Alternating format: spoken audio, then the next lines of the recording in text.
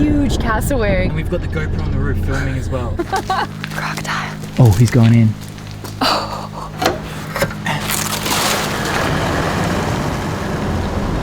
These places come alive at night with lots of cool creatures, so we're going to try to track a couple down. Tomorrow we're going to be entering the oldest surviving rainforest on Earth. Alright, so we've just arrived in the top end of Australia, and for the next 3 nights, Juliet and I are going to be camping in the world's oldest rainforest, exploring this ancient place and trying to track down some deadly creatures. And what's really exciting is this is the first ever trip that we're doing in the new car. I got this Hilux a couple months ago and we've been slowly doing it up. We've got a rooftop tent, 270-degree awning, new canopy on the back, and we'll be going through all of the gear later on in this episode to show you the full setup that we're going to be working with over the next couple weeks heading up to Cape York. Let's jump in the car and go find one of these living dinosaurs, the cassowary, on a beach not too far from here.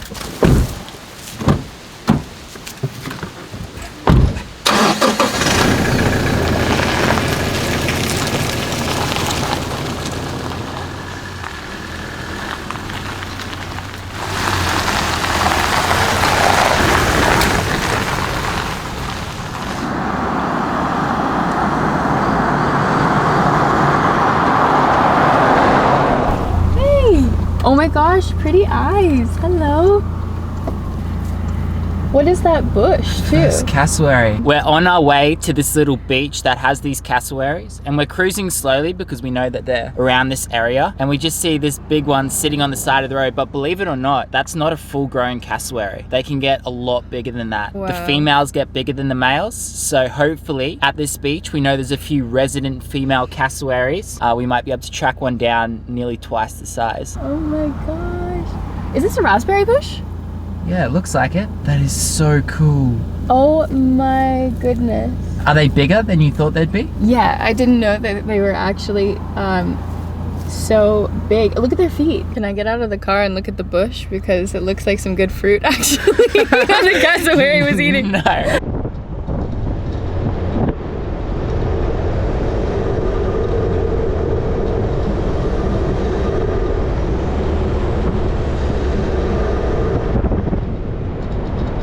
Huge cassowary. And we've got the GoPro on the roof filming as well. Good. Hey. Oh, she's gonna come right up. Hi there. How you doing, girl? Wow. Look how big she is.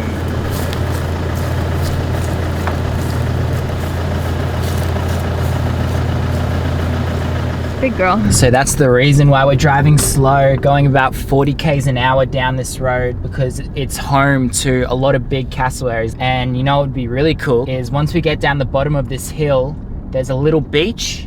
We'll not only be able to find prints along the beach from these living dinosaurs, but hopefully might see a few big cassowaries wandering the beach as well. We'll see what happens.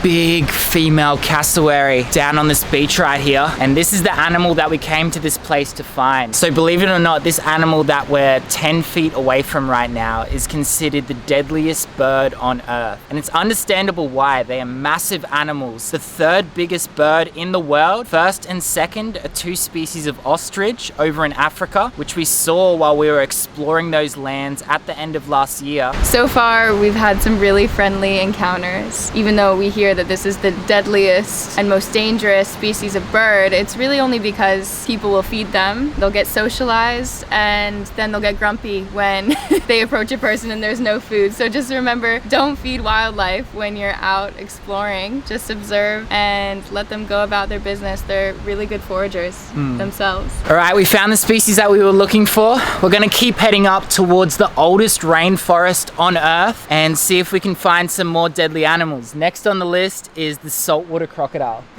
Let's go.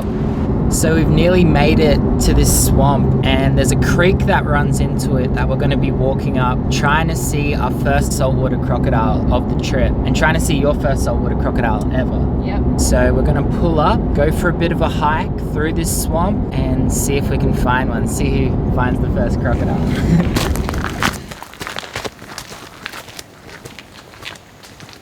So the species of crocodile that we're looking for right now is the largest species of crocodile on Earth. And once we get further up this way into some better country where I think these crocodiles would be, we're gonna get the drone up in the air. I find that's the best way of seeing how many crocs are in the area and also getting a gauge at how big they are. So you said there's a very good chance of seeing a big saltwater crocodile here? Yeah, definitely in this swamp. But you know, in the Daintree, where we're gonna be heading for the next couple nights, the oldest rainforest on Earth, there's the chance of finding some really big crocodiles out the mouth of the river. Such an ancient place. These animals have been on this earth for so long, and they've been swimming through this rainforest that we're heading to for so long. I'm keen to see if we can find some monsters later on today. Crocodile. Yeah.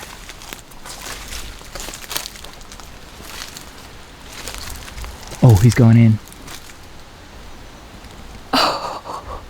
How crazy is that? Now that he's gone underwater, you wouldn't even know that there's a big crocodile in this pool right here. How big do you think he was? He wasn't a massive croc, maybe around 3 meters long, could have been a female, but there's no doubt crocs within this area that are a lot bigger, and I reckon we'll be able to find one just up there.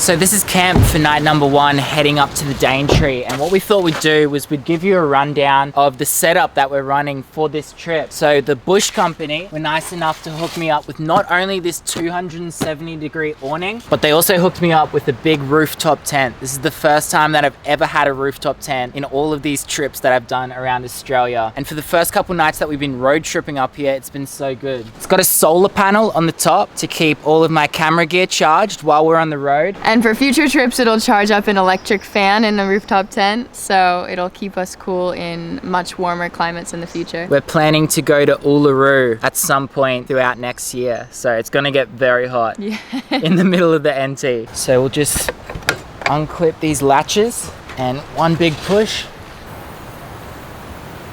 and the tent will fully set itself up. And the second one just like that. Now what we can also do is set up this 270-degree awning to cook some dinner under. Check out how cool this thing is.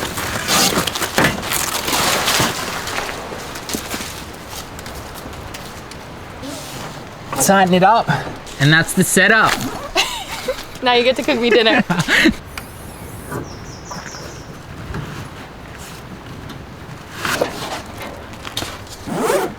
So this is our nifty little kitchen setup while we're on the road. I love it. And we're gonna cook now.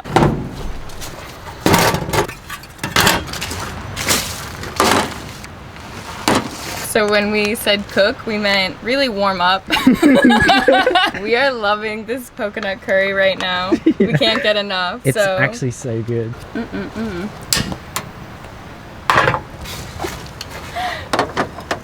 How hot is it?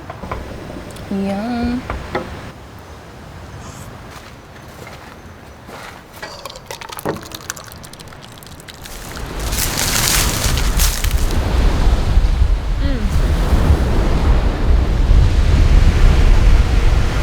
Who's fishing over there?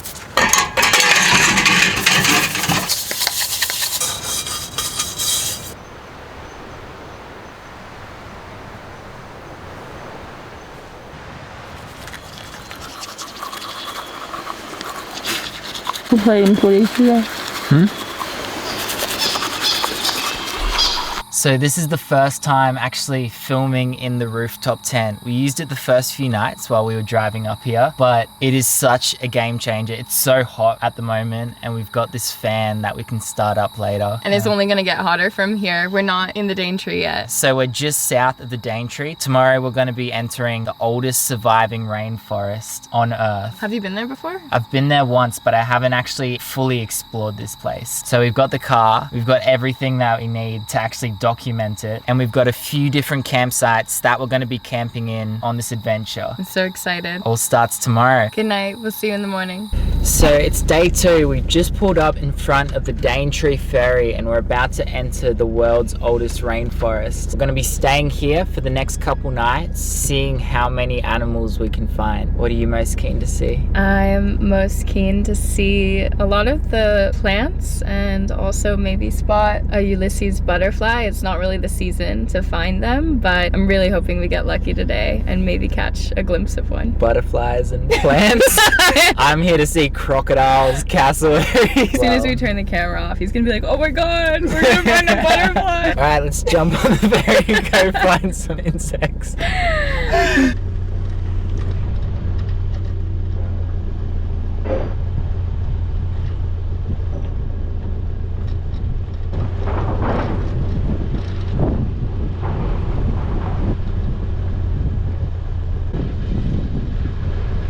This is my first time ever being on a ferry. And being on a ferry in a river filled with crocodiles as well. Oh my god. We're gonna see some big crocodiles tonight. Yeah, are we gonna go on a night walk? Yeah, definitely. Cool.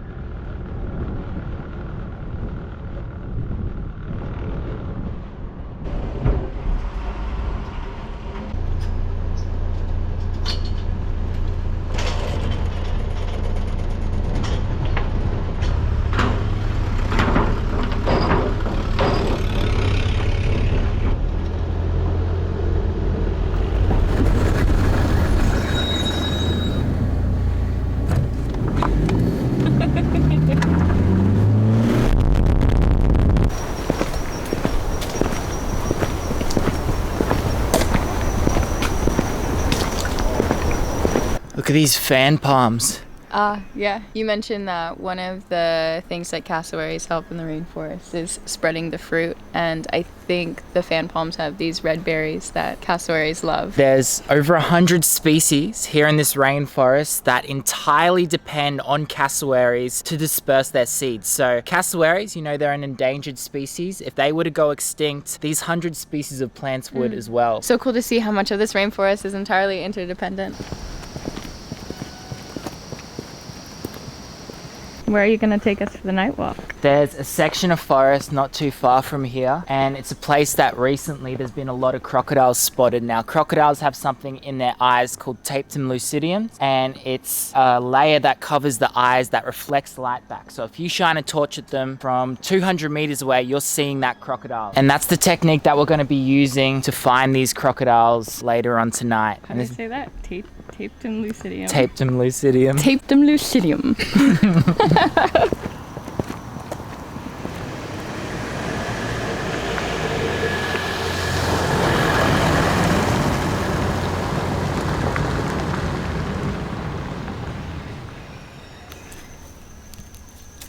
Perfect. Tomato. We're making some wraps for lunch because it's easy. I'm so hungry. Quick. Can't wait. I'm so hungry. We've already nibbled a little bit of cheese. Yeah. Oh my gosh. Yum.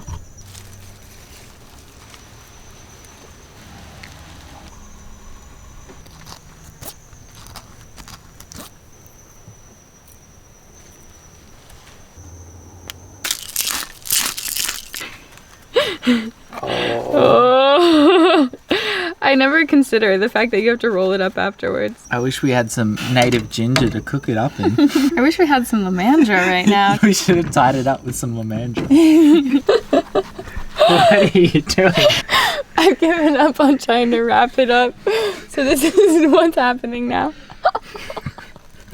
Good. Oh my god, it tastes it tastes so good.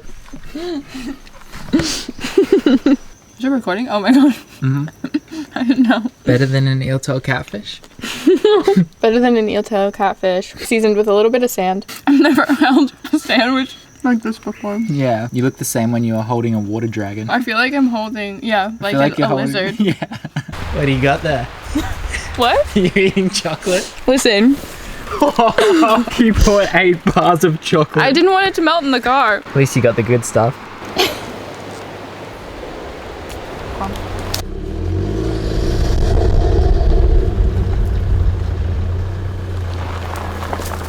Big wild boar. One of the most dangerous creatures, aside from the big saltwater crocodiles, living out here in this forest. And that's probably the main food source for a lot of the crocs. You know, there's a creek just over this way, and when a boar of that size is going down to the water to drink, is the perfect time for a big croc to take advantage of that and actually eat it. That'd be a good feed.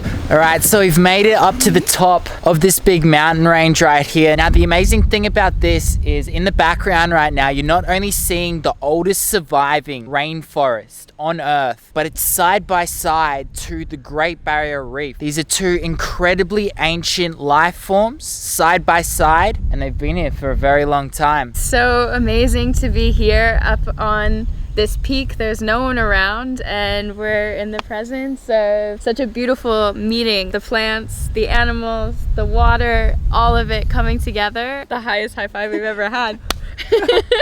How many meters in the air is this high five? 20?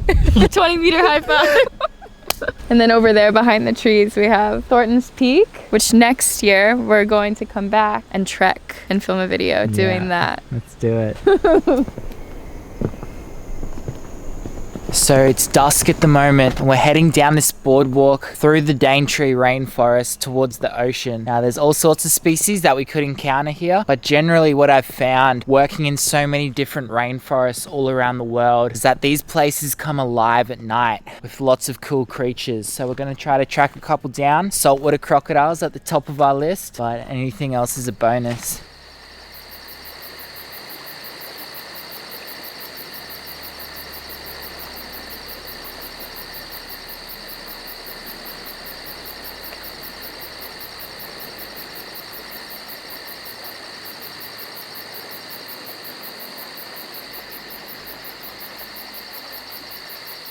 Alright, so we just got back to the rooftop tent. We've climbed up in here for the night, and I'm stoked because we found the target species, saltwater crocodile. The funny thing is that crocodile was tiny, but it has the ability in its lifetime, especially in healthy rivers like this, to grow up over 5 meters long. We're most likely going to see much bigger crocodiles on this trip, right? Yeah, the further we head up north, especially after we actually leave the Daintree, we're going to be seeing crocodiles that could be 5 meters plus. I'm happy we're up here. Yeah, like there's a river just out there that we were seeing these crocodiles in. Normally I'm camping on the floor. Should we give them a tour? Yeah, let's do it. Welcome to our... Yeah, there's not too much to Welcome. tour. We have so much storage. We got our little compartments. All of these little guys. We have our fan here. And we're super far off the ground, roughly 20 meters off the floor right now. I'm learning the system, okay? Honestly, if you asked me how tall you were, I'd probably say like 4 meters tall. That's it for night number 2. We're gonna go to sleep, wake up early tomorrow, and try find some bigger crocodiles. So it's our final morning here in the Daintree, and we still haven't found any really big crocodiles, but we've just got word that there's a sandbank out the front of this little track. We're following it down this creek, and it's a creek that runs into the ocean, and we're gonna see if we can find a big croc early this morning. It'd be so cool.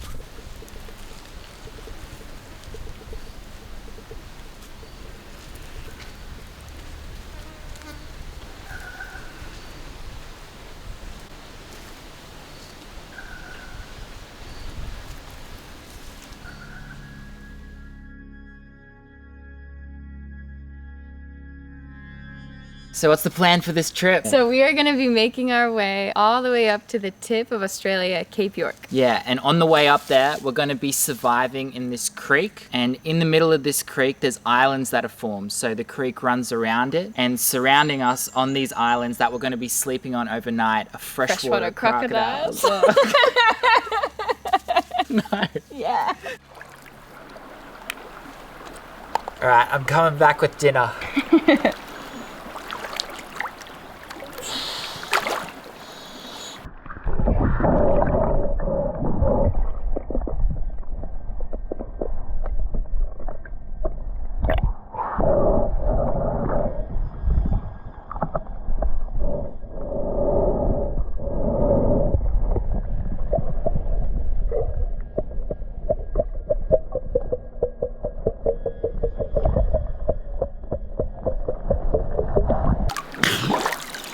There's actually a huge cherubim under there. Could be dinner. Grab him. Yeah, I'll try grab him, but I just want to make sure that there's nothing else under there because he's deep under the ledge. Yeah. Double check.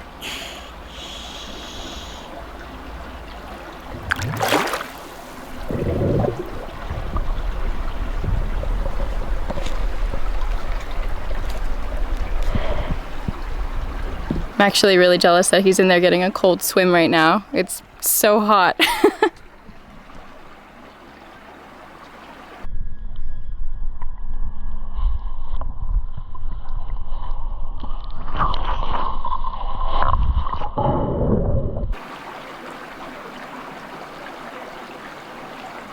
think that's a tail drag.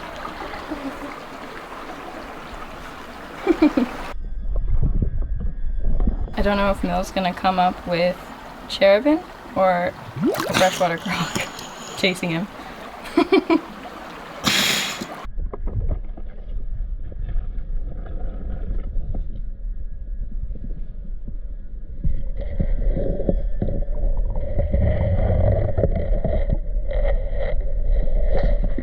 After that, we're going to meet up with your mate Brody. Yeah, he's going to take us on a big adventure into one of the most remote places that I've ever visited in Cape York, a place that not many people get to travel to, let alone go out there and film. And these rivers and swamps that we're going to be exploring for this 5-day period are home to the world's biggest crocodile, the saltwater croc. And Brody is someone who's seen over 1,000 crocs a year for the past decade. So he sees a lot of big crocs out in the wild, and this swamp that we're going to be exploring, he believes that in this swamp could be the biggest croc that he's ever seen in this part of Australia, and we're gonna go try get footage of it. So it's the final day of the trip, and we've come back to the same water hole where this 5-meter croc was sitting. Now, we got it on the trail cam a few days ago, but we want to get some better footage of it, get a clear look at this croc and see how big he actually is. Try get a good gauge on the size of this thing. Yeah, for sure. Send the bird up, mate. Yeah, so this big stretch of river is his home.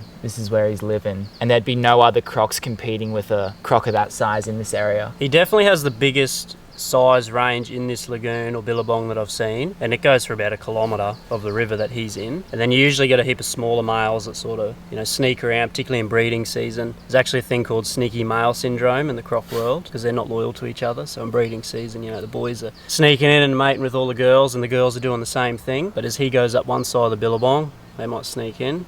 And then as he comes up, well, they'll go the other way around. But there's no doubt other crocs that are 4+ meters living in this same water hole avoiding him. Oh, for sure. I mean, we've seen several larger crocs around here as well, but he's picked the biggest section of river from what I can tell. These other males, they've got shorter sections of river, and definitely try to stay out of that fella's way. Just his sheer size is usually enough to keep those smaller males in check, Is that him sitting all the way up there? I think that's him. He is massive.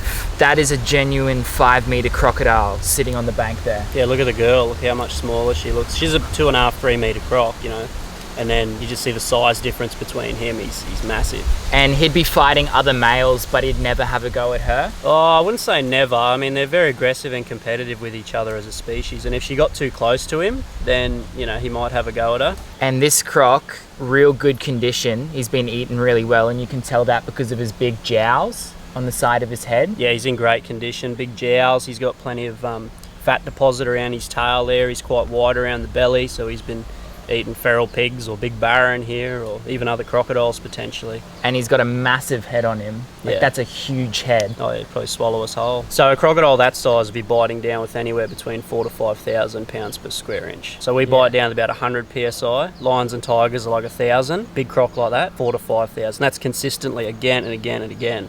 So he just bites you, don't let go, and you're not going to outfight a 600 kilo crocodile. Yeah. He'll just take you down and drown you.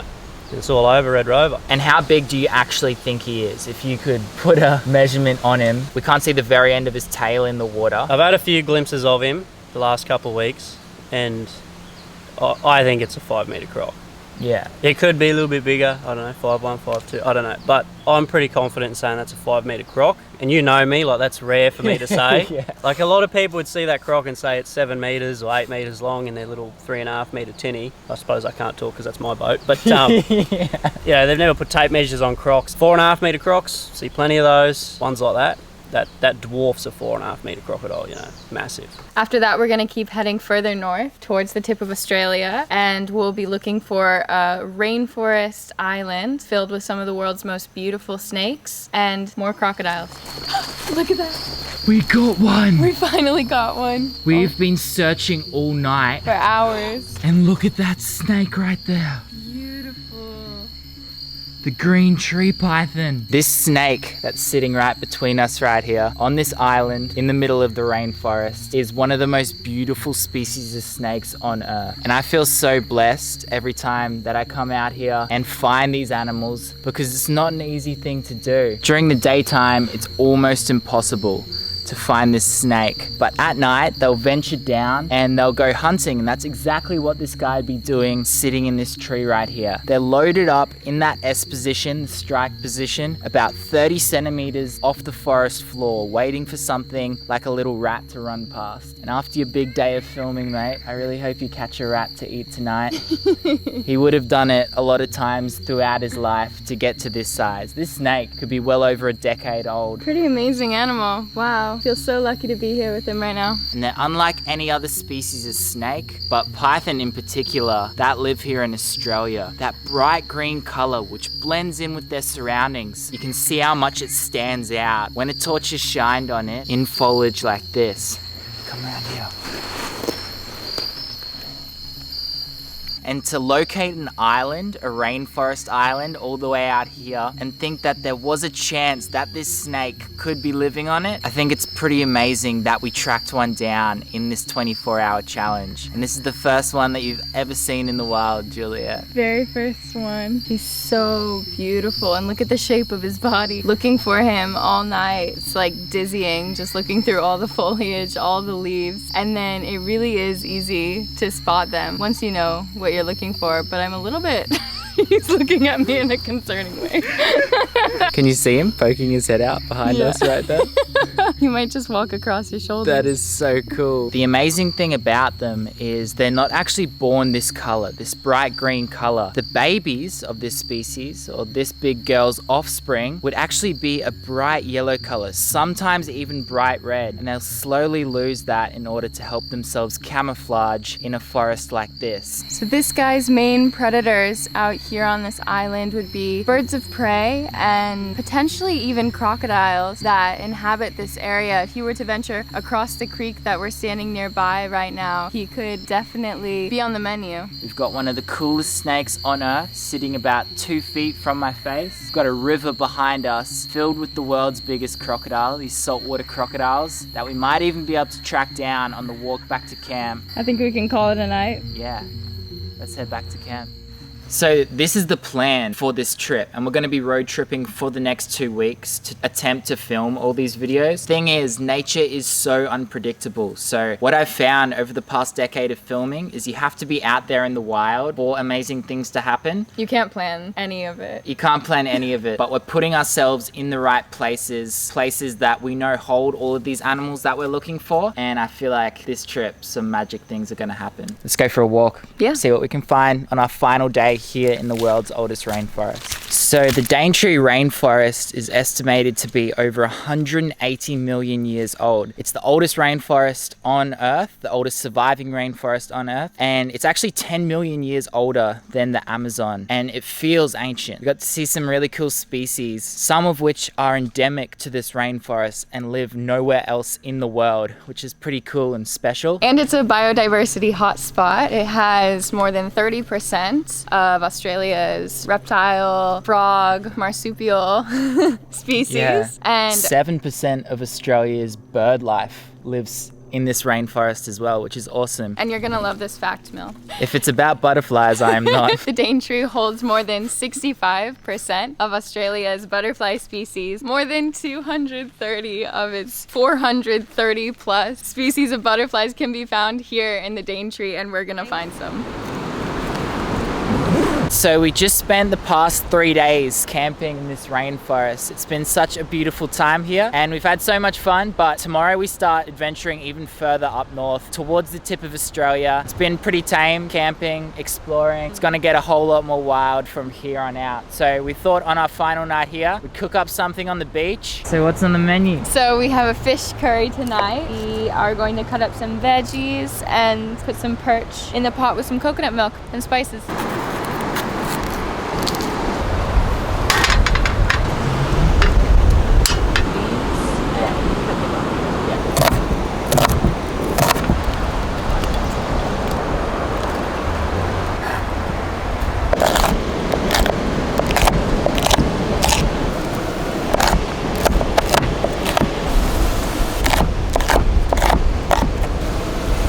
So good.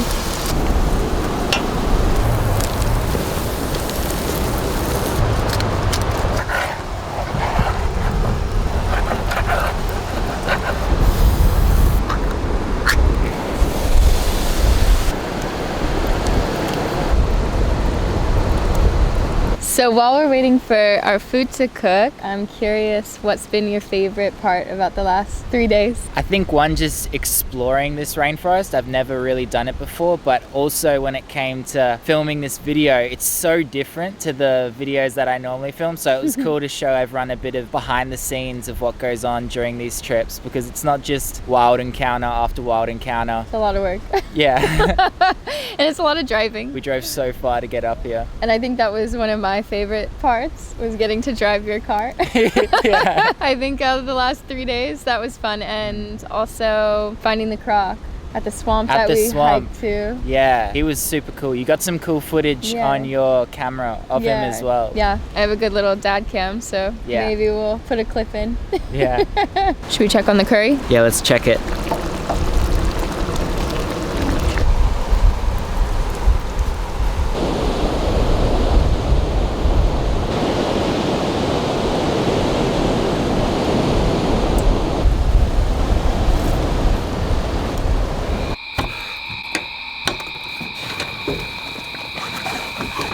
Final night in the world's oldest rainforest. Do you hear them? Yeah, kookaburras.